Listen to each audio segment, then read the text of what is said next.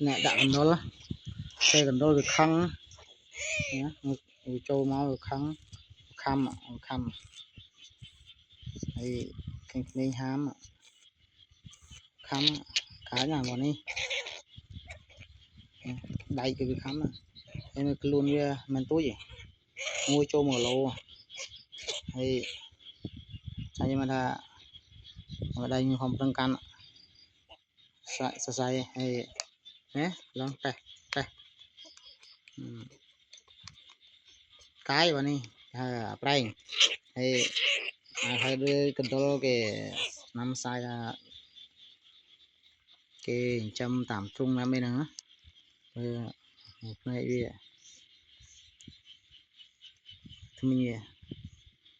là đại ở pi đa mày đại đại krong viếng đại ở pi đa mày vị pi đa mà vị bay đa buôn đám làm buôn đám vị ấy ta chả buôn đám chơi giúp tình chút làให้สำเร็จvới oi mình thông này